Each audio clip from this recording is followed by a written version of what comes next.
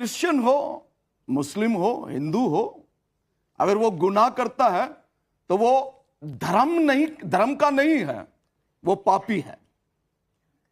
वो पापी है, उसको उसके पाप की सजा मिलनी चाहिए। इस देश में प्रसाद में मिश्रण कर दिया जाए, जिसका मन आए हिंदू देवी देवताओं के बारे में कुछ भी कहकर चल दे, फिल्म बना दी जाए, हिंदू पर्वों पर पत्थर बरसा दिए जाए और फिर उसके बाद कहा जाए कि भाई गड़बड़ यहीं पर है।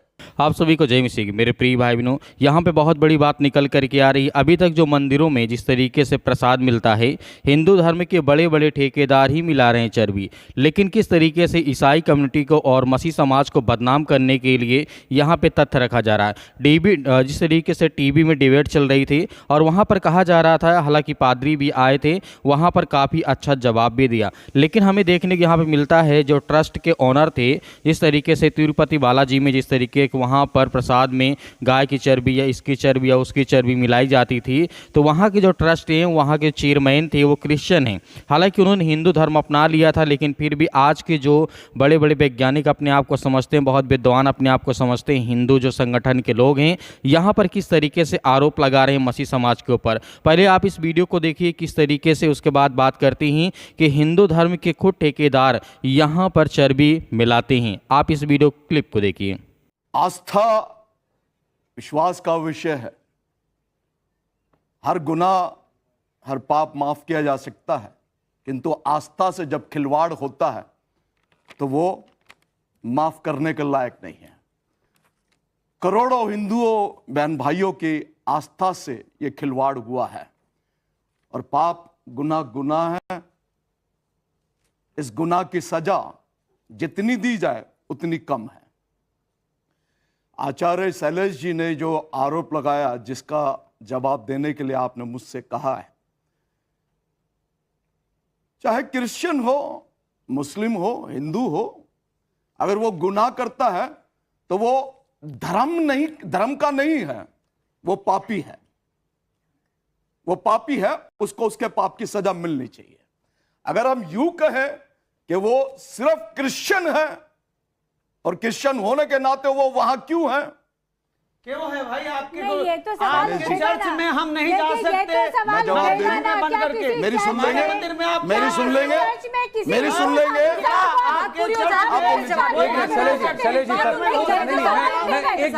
एक मिनट, मैंने तो ऐसी कोई बात नहीं कही जो आपकी आस्था एक बार फादर को बोलने दीजिए, फिर साध्वी जी, मुझे पता है अभी तक आपके पास नहीं। मैंने तो ऐसी कोई बात नहीं कही कि आप आपकी आस्था से खिलवाड़ हो। आप अपनी बात रखिए, आप फादर दास अपनी बात पूरी कीजिए। जिस धर्म की आस्था ठीक है, साध्वी जी नहीं है, आएंगे आपका समय आएगा, बोलिए ना। क्या देर से वेट कर रहे हैं? उनकी बात सुन लेते हैं। मैं तो बिल्कुल आप ही की बात बोल रहा हूं। मैं आप ही की बात कह रहा हूं कि गुनाह है, पाप है, आस्था से खिलवाड़ है, और अगर खिलवाड़ है तो उसकी सजा मिलनी चाहिए। उसकी सजा मैं उसके खिलाफ नहीं हूं। बात कह रहे हैं साध्वी। मैं तो आप ही के साथ की बात कह रहा हूं। साध्वी सरस, मैं आपके अलग कब कह रहा हूं? अगर वहां किसी ने गुनाह किया है, चाहे वो किसी भी धर्म का हो, किसी भी रिलीजन का हो, ना आपने उसे स्थापित किया, ना मैंने स्थापित किया। और अगर जगन मोहन रेड्डी की बात की जाती है, मैडम सुन लीजिए, साध्वी जी सुन लीजिए, अगर जगन मोहन रेड्डी जी की अगर वहां पर की गई है, तो जगन मोहन रेड्डी 2016 में हरिद्वार में दीक्षा ग्रहण की थी। आपको इसलिए बिठाया जाता है ताकि आप हमारी आस्था के साथ खिलवाड़ कर सके, आपको समझ नहीं आएगी, कर सके, आप हमारी आध्यात्मिक शक्तियों के साथ खिलवाड़ कर सके, इसलिए आपकी पसंदीदा सरकार चुनकर आपको वहां बैठाती है। हमने तो कभी ये नहीं कहा कि हमें किसी चर्च में बैठा दीजिए, हमने कभी ये दावा नहीं किया कि हमें किसी मस्जिद में बैठा दीजिए। किसने कहा कि आपको मंदिर में बैठा दीजिए? हमें किसी ने कहा नहीं। हमारा तो सौहार्द है, जितना रिस्पेक्ट, जितना इज्जत हम देते हैं, शायद ही कोई देता हो। जिस धर्म के विषय में आप जानते नहीं, जिस धर्म की आध्यात्मिक शक्तियों का फादर, इस बात को समझना पड़ेगा कि जब बोलने का मौका नहीं देंगे तो बोलूंगा कैसे? नहीं, धर्मा रेड्डी क्रिश्चियन है तो वह तिरुपति टीटीडी का चेयरमैन क्यों बनता है?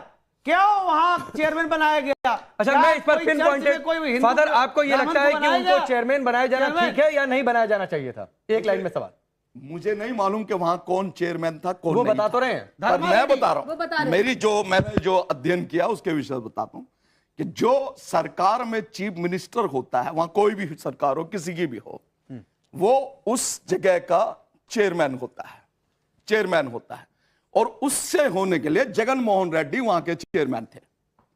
जगन मोहन रेड्डी चेयरमैन थे और जगन मोहन रेड्डी 2016 में हरिद्वार में उन्होंने दीक्षा ग्रहण करी और महंत स्वरूपानंद सरस्वती जी ने, और वो हिंदू बन गए। नहीं तो क्या कैसे बात बनते कर रहे हो हिंदू? आप? कैसे बनते हिंदू? मैं फिर अगर कैसे बनते हैं हिंदू? अपनी बात वापस नहीं करो। कैसे बनते हिंदू? हैं?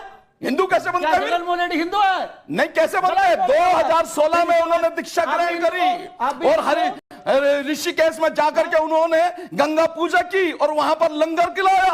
कैसे बनते हैं हिंदू? हिंदू हो गया। नहीं ऐसे नहीं बनते। नहीं। क्या बात कर रहे हैं संदीप? आज अगर मैं यहाँ पर ईसाई बना देता हूँ, किसी का धर्म नहीं हो, हिंदू ईसाई होगा। सुनिए ना सर, हिंदू कैसे बनते हैं? आप बता दीजिए। फादर अभी यहाँ पर धर्म तय करने के लिए तो बैठे नहीं है।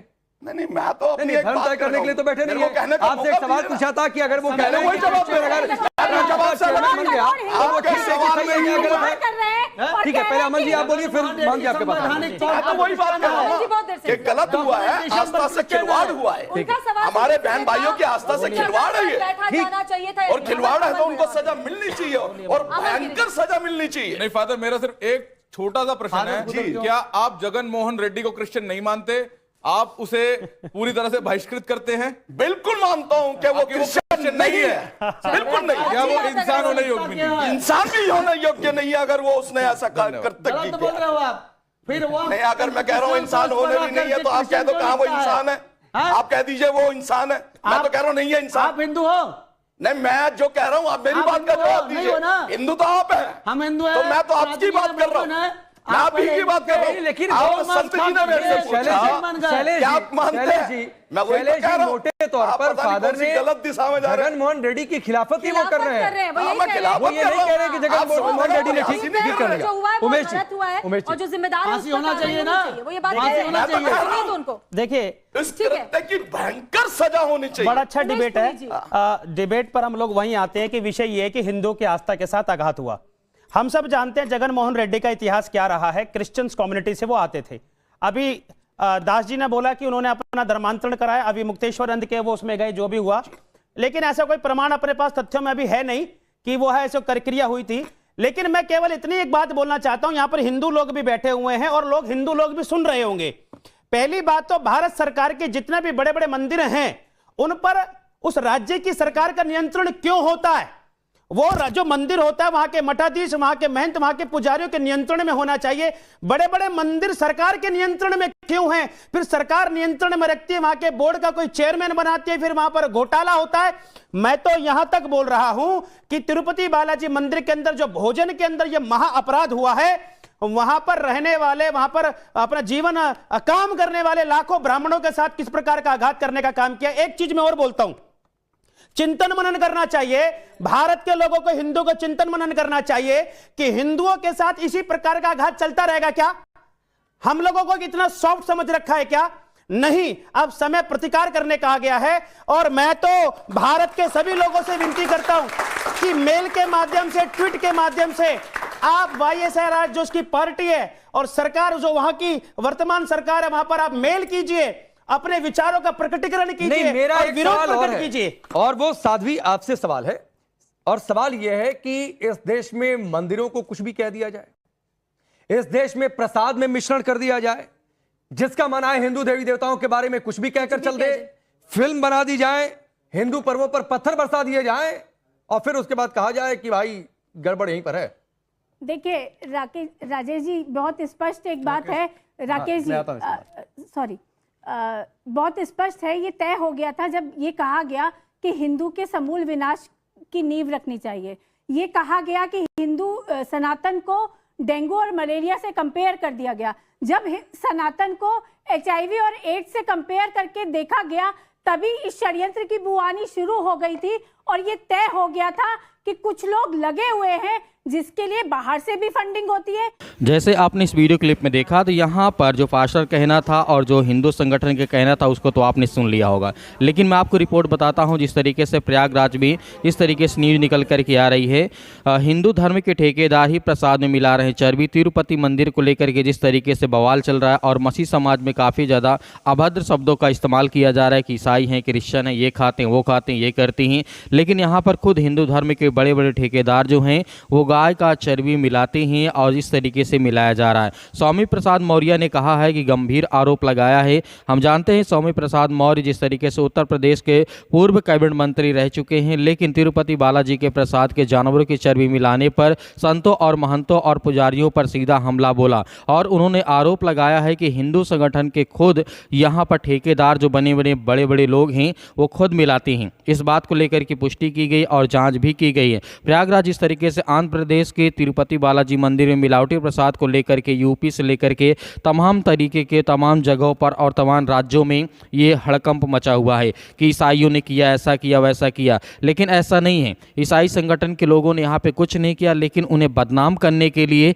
और खुद हिंदू संगठन के लोग और हिंदू बाबा अपने आप को बचाने के लिए ईसाई समुदाय के ऊपर थोप रहे हैं। अभी तक तो मुसलमानों के ऊपर थोप रहे थे, लेकिन अब ईसाइयों को ऊपर थोप रहे हैं। ये कहाँ तक उचित है? किस तरीके से यहाँ पे बदनाम किया जा रहा है मसीह समाज को। और यहीं पर जिस तरीके से चर्बी मिलाने वाली घटना पर स्वामी प्रसाद ने कहा है कि ये घटना बहुत निंदनीय है और दुर्भाग्यपूर्ण है, इस तरीके के आरोप। हालांकि जिस तरीके की बात यहाँ पर यह भी कही गई, स्वामी प्रसाद मौर्य ने कहा है कि यदि मंदिर में जिस तरीके से पुजारी होते हैं यदि उनकी परमिशन ना हो तो क्या ऐसा कभी हो सकता है? नहीं हो सकता है। लेकिन यहाँ पर सिर्फ एक पक्ष को देख करके उसी के ऊपर आरोप लगा देना ये सही नहीं है। तो मेरे प्रिय भाई बहनों, आप क्या सोचते हैं हमें कमेंट बॉक्स में कमेंट करके जरूर बताइएगा। मिलते हैं नेक्स्ट वीडियो में।